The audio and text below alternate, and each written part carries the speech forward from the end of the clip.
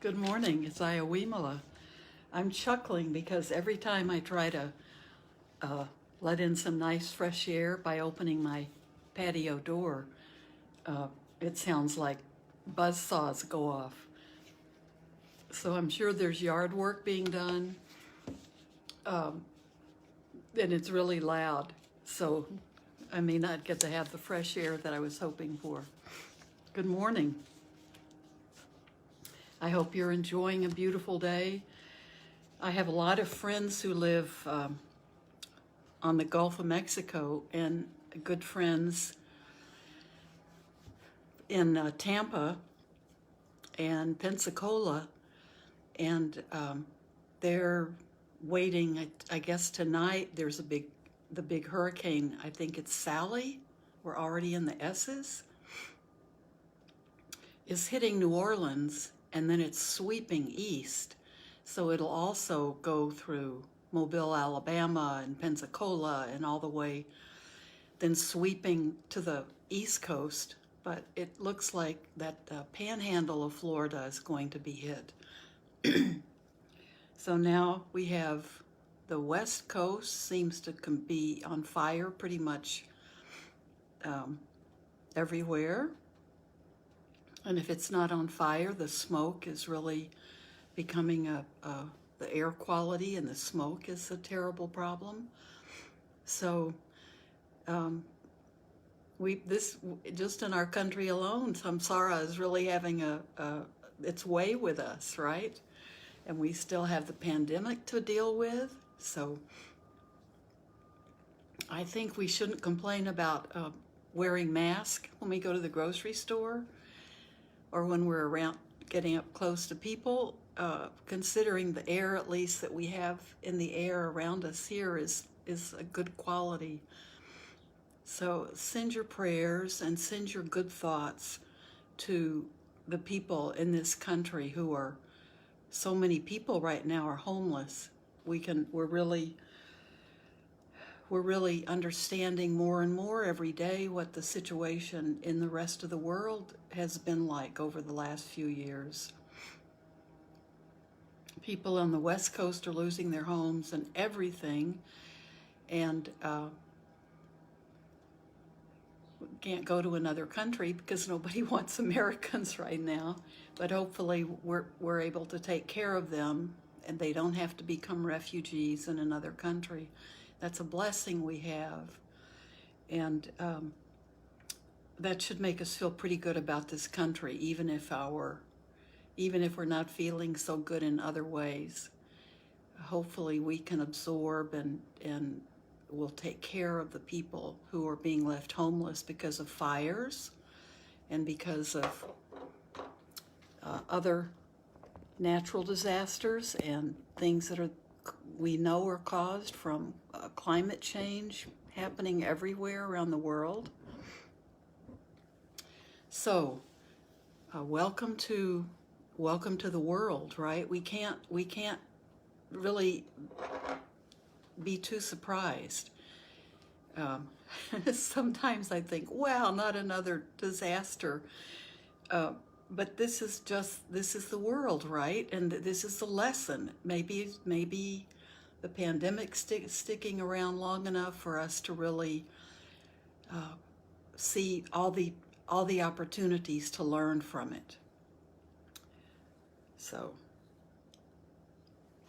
anyway, what we have to do is keep going and learn from our experiences dealing with these things. Sometimes people are not sure what they can do.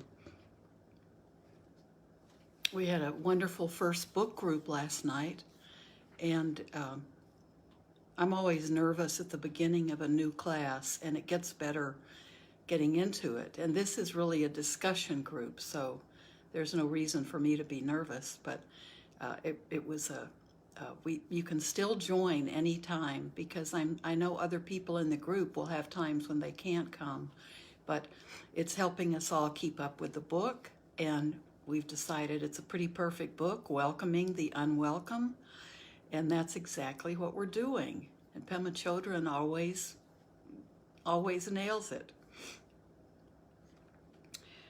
But I wanted to read more from the little book that I've been doing the metta prayer from. It's called Peace and Kindness.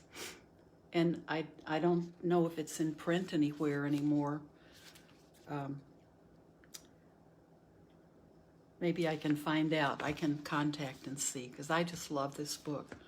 But I've been reading a little bit from the book about metta practice. And when we think about what can we do, how much, when we're thinking, what can I do? What more can I do? And we feel really helpless in terms of all the things going on, not only in the entire world, where things are definitely heated up as much as they are here now. And there's a lot less society with the ability to take care of others in many other countries. So the question keeps coming up, and it's a good question. What more can I do?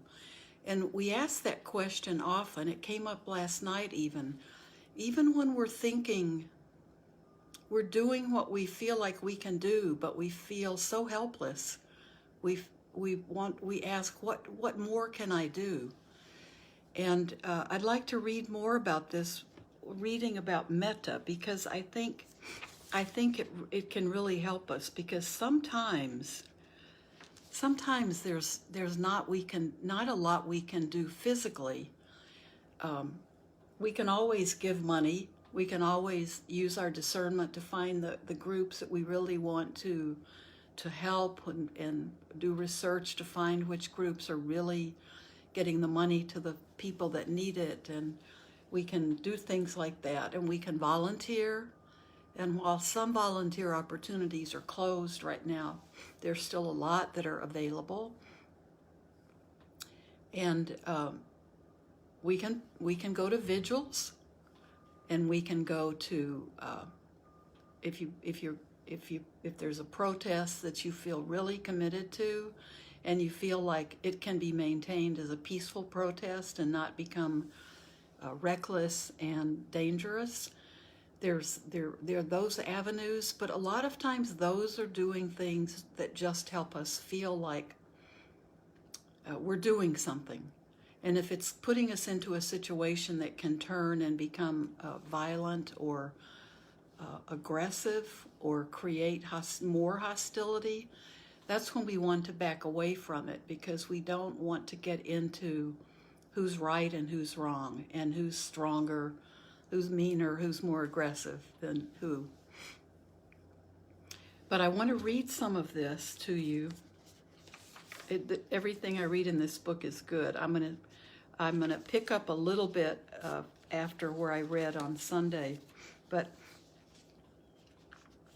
first it talks a little bit about metta practice, loving kindness practice, and then there's a paragraph about this is Ajahn Sumedho too, who's a very well-known monk. He's an American and in the Thai tradition, and this was written back 1990 or earlier from a talk, I'm sure.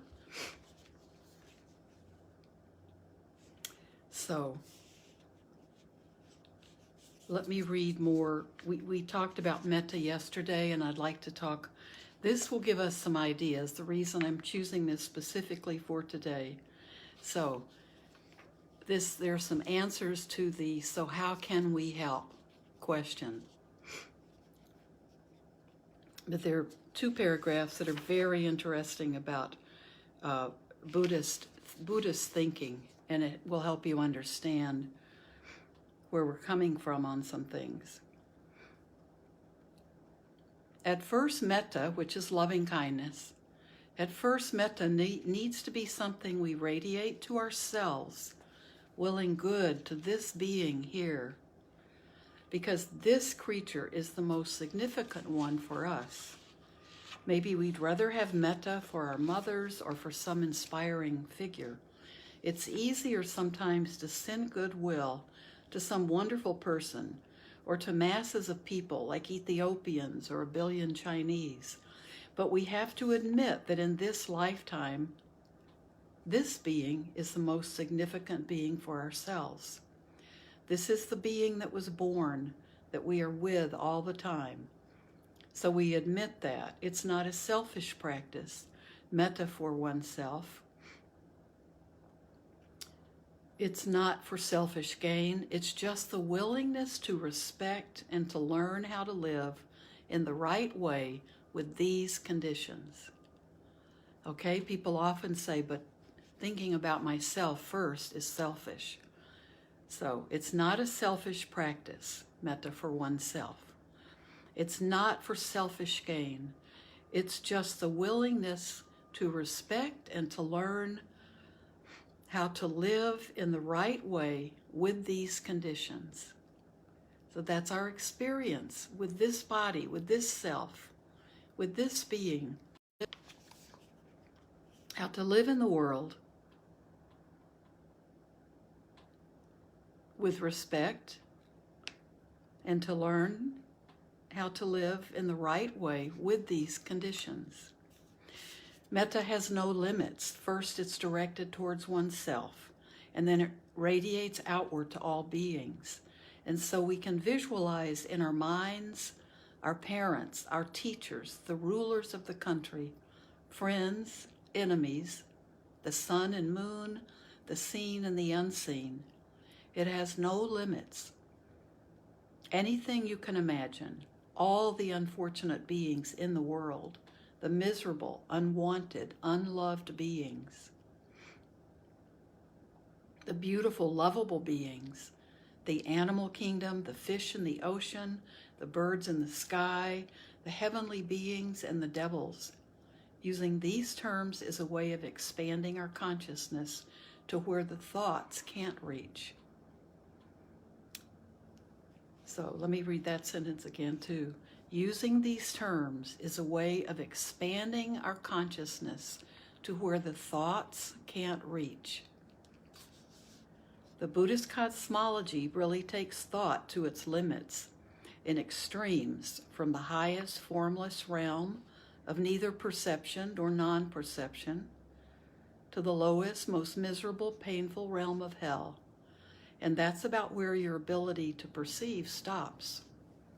The Buddhist cosmology is a kind of scheme of perception, taking us to the extremes of positive and negative, of ultimate refinement and ultimate coarseness.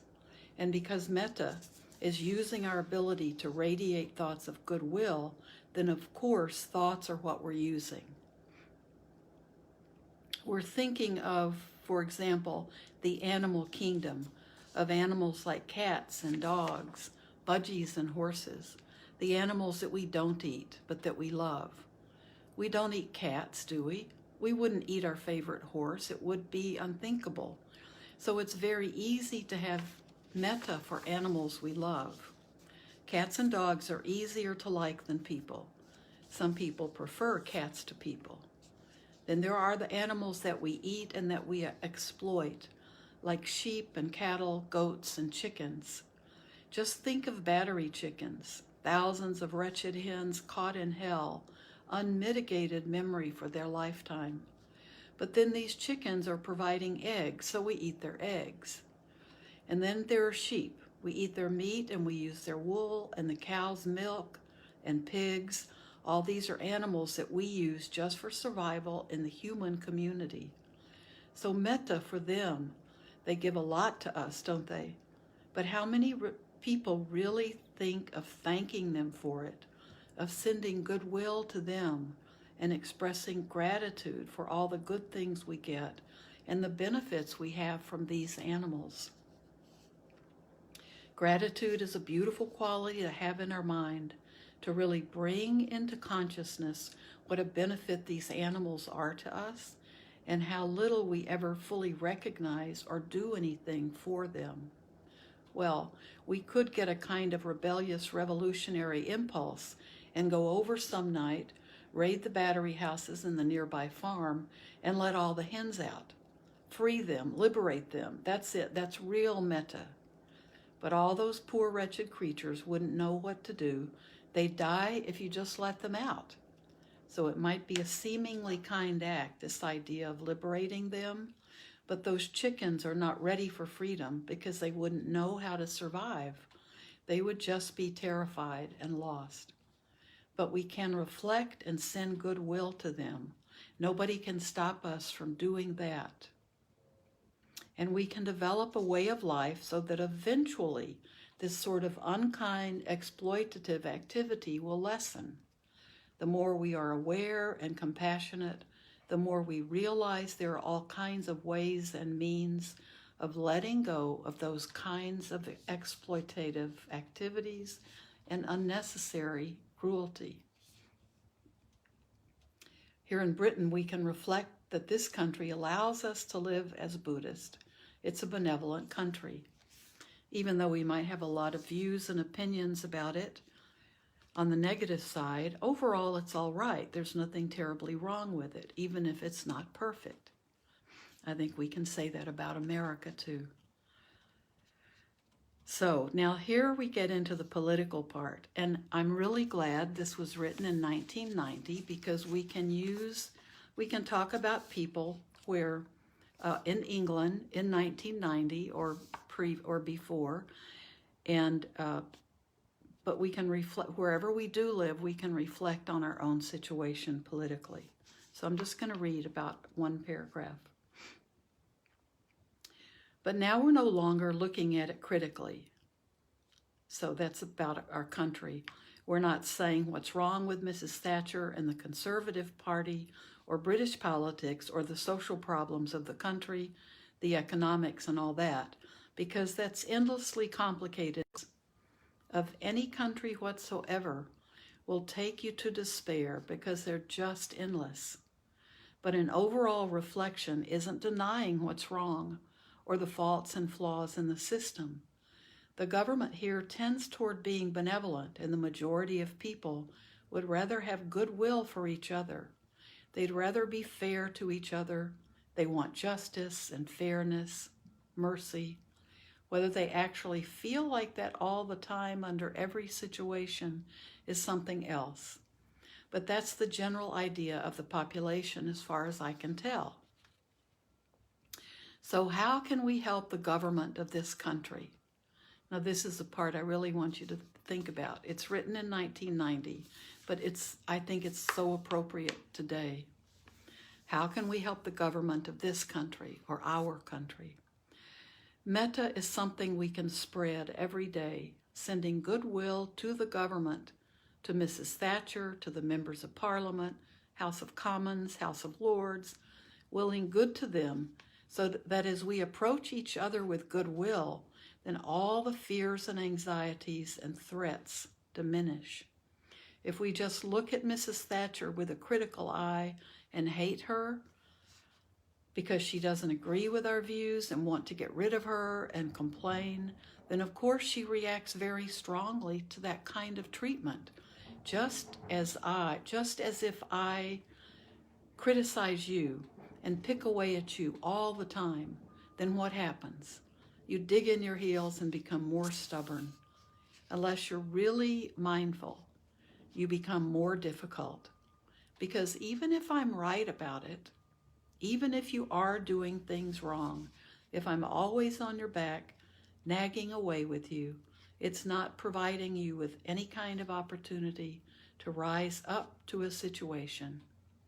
All you're doing is feeling worse and worse, and then your rebelliousness is just a reaction.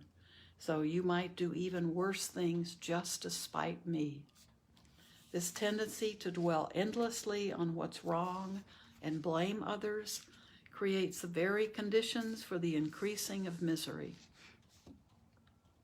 But when we regard people as intelligent, mature beings, even if they aren't that way all the time, we give them the benefit of the doubt, and most people will rise to a situation if they have the opportunity to do so. Metta is not a blinding kind of quality. It's the willingness to admit the fault without dwelling on it, without being obsessed with what's wrong.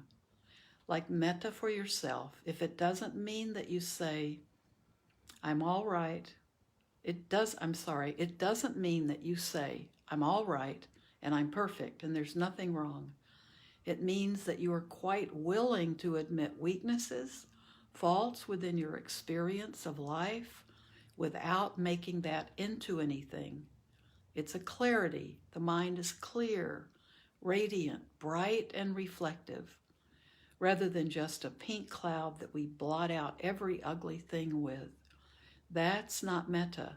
That's projecting a pink cloud from your mind. In the course of your practice, you can start contemplating your relationship with your parents. It would really be good to let your parents know that you love them, which doesn't mean that you agree with them or like everything they do. Metta means that you're not going to create a problem about the flaws and the weaknesses they have. You're not going to say, I love you, but I don't like the way you do this and I don't like the way you do that. Because that's just aggravating, isn't it? Yes, I love you. But you did this and then you did that and I didn't approve of it and it was terrible and you've ruined so many things, but I still love you, yes. What does that do to your heart? Now this will release things within you to be able to say these things quite openly and honestly. You're not asking for them to even like it. You're not saying, I love you, and then expecting them to change suddenly overnight and be what you want. Because that isn't love, is it? That's a deal. I love you if you love me. But if you don't love me, I don't love you. But this metta isn't a kind of deal we're making with anyone. We're not expecting anything back from it. We're not demanding any good result, even for ourselves. We're not practicing metta just to have a happy mind. There's no radiance to that, because that kind of metta, although it's better than nothing, still lacks the radiance of mind which makes no demand. With that mind, you're not even asking to be happy or have any happy moments in your life whatsoever, because you're willing to just work with life, to forgive and give forth goodwill.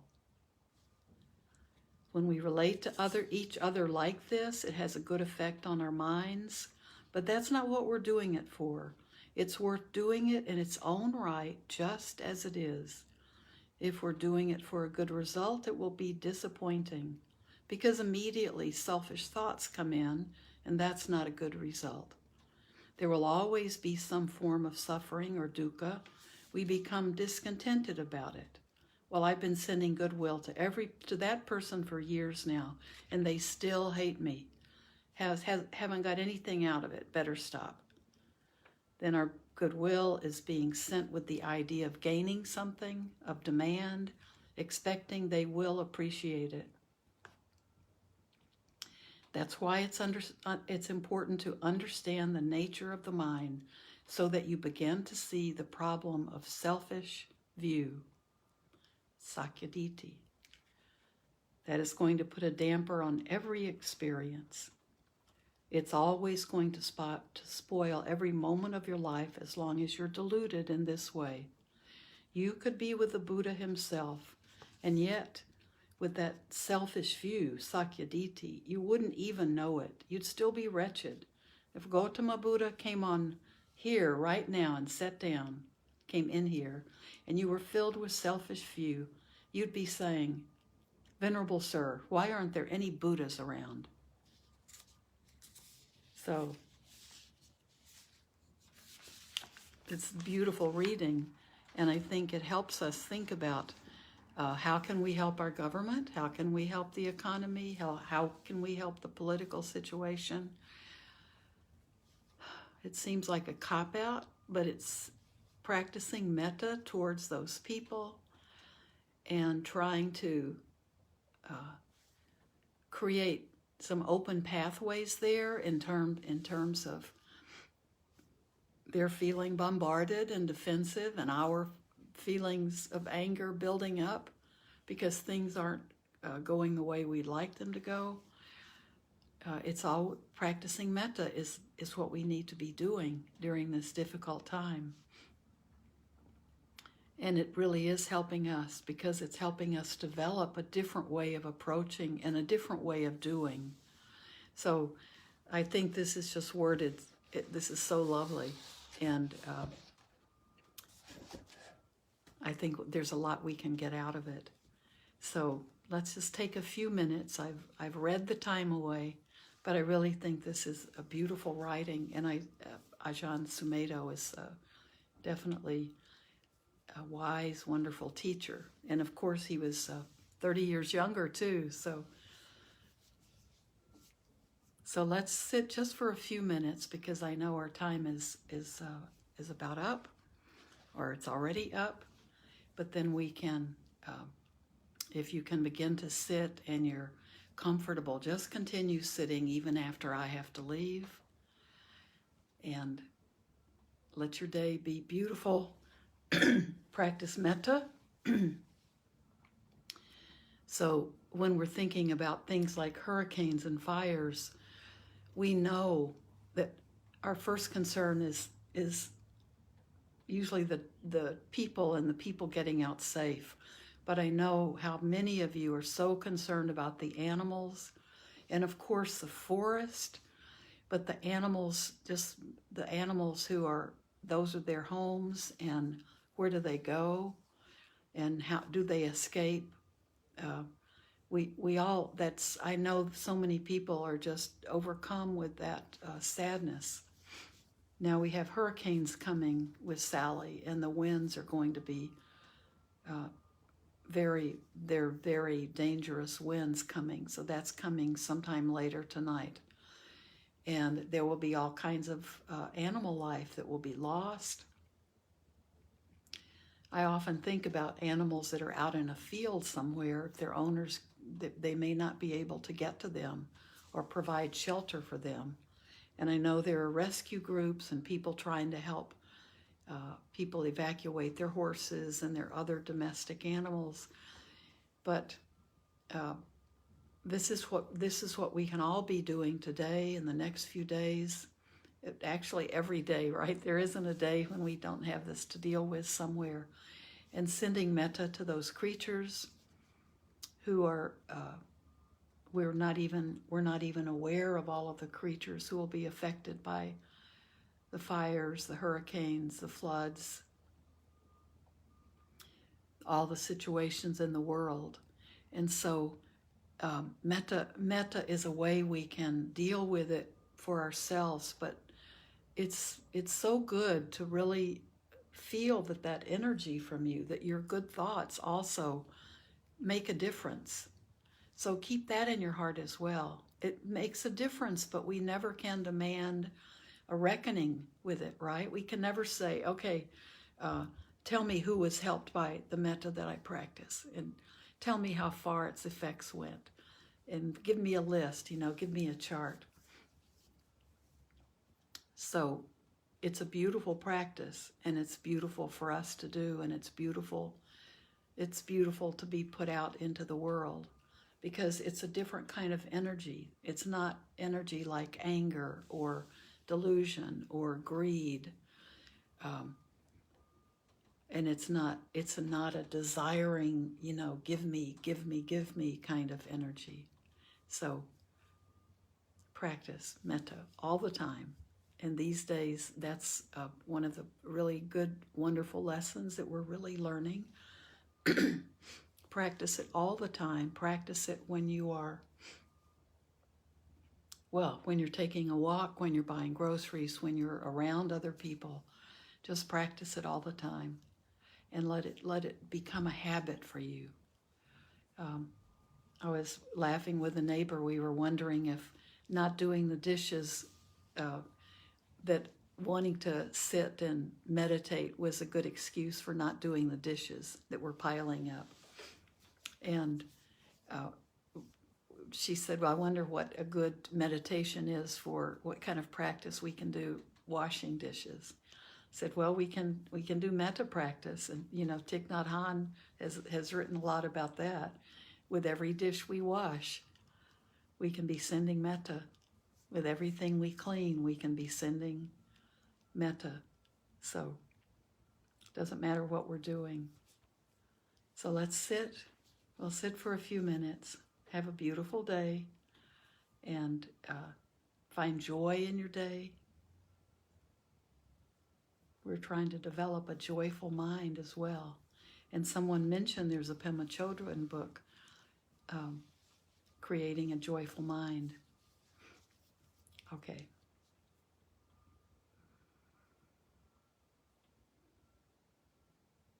Just allow yourself to relax.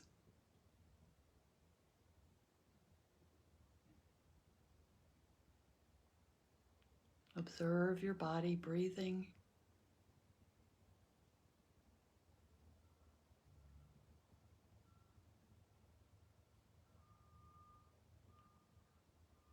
Send those qualities of metta to yourself. Don't forget that. Don't jump to the world. Don't jump to all the animals. Begin with this self. Accepting ourselves just the way we are. This is our starting point every day.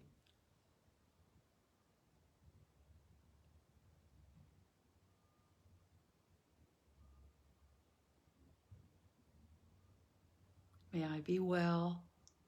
May I feel safe. May I experience joy and be content. May I be at peace.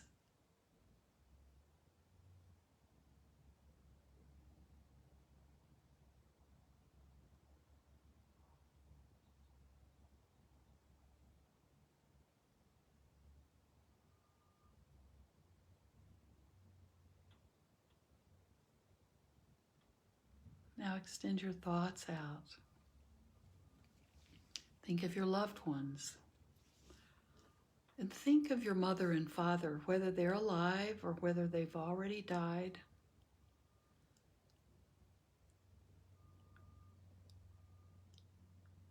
Whether you had a good relationship or a difficult relationship with them. We can send metta. We can send gratitude as well. Thank your parents for giving birth to you, giving you this opportunity for this lifetime.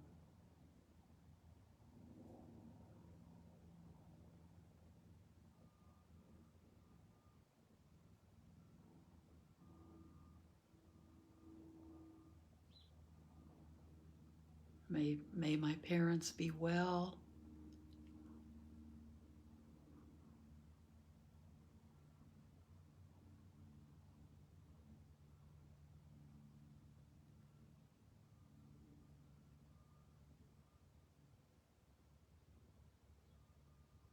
May they be safe.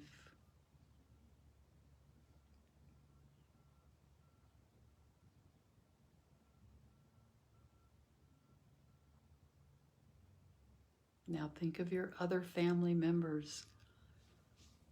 They may be in the house with you. They may be scattered around the world. Feel your connection with them. May all my loved ones, my dear friends as well, who become our family,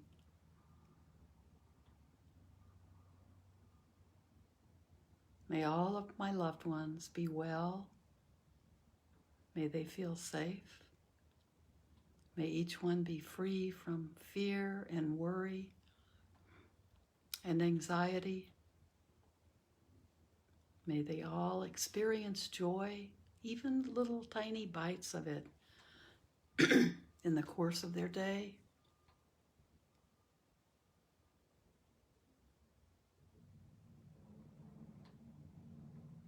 May they live at peace.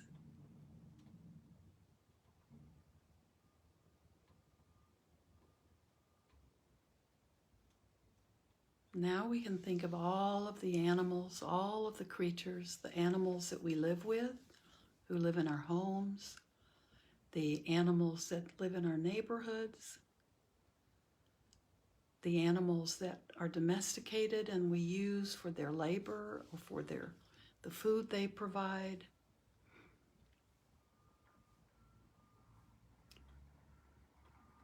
Think of all of the animals around the world in every situation. If they're living in fear right now, may their fear be short. If possible, may they find some peace. If there are animals that will be slaughtered for food,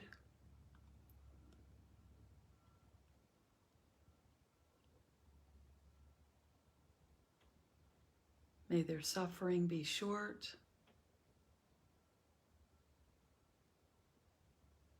May the food that they provide be used to help others stay alive.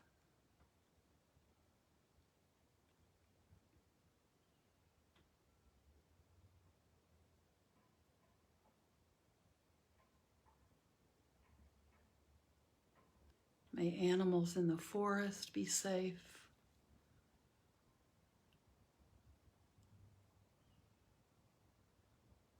Animals in the oceans, on the coast.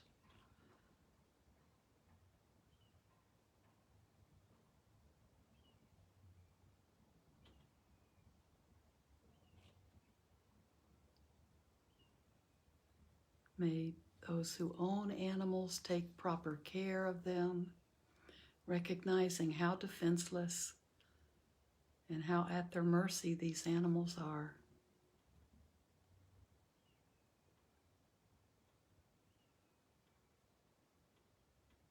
Thinking about all of the animals in the world takes us out to a distant, distant vision. It's easy for us to visualize this.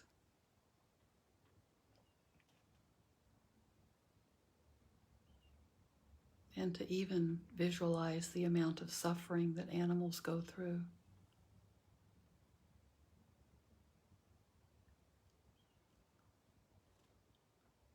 Send out metta to each and every one. It's allowing metta to radiate out from you. Sending goodwill.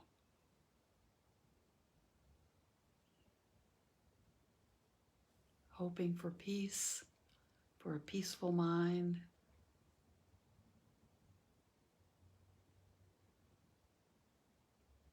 And now do the same for all humans in the world, including politicians. Send out metta.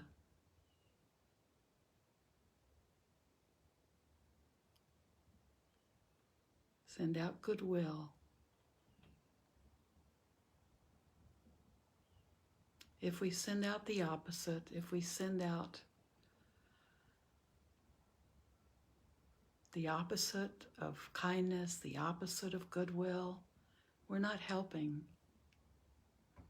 We're creating more of a barrier.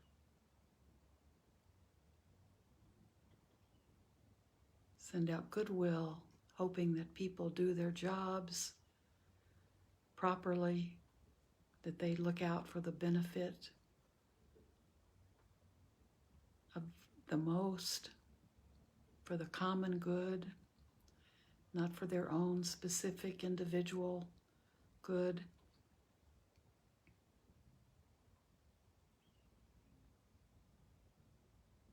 May they make wise choices.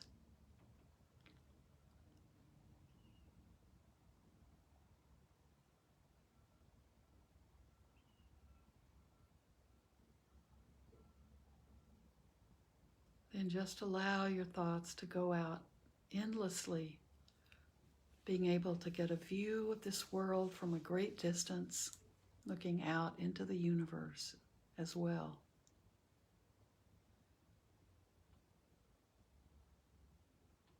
May there be peace. May we all realize that that peace begins within our hearts and radiates outward.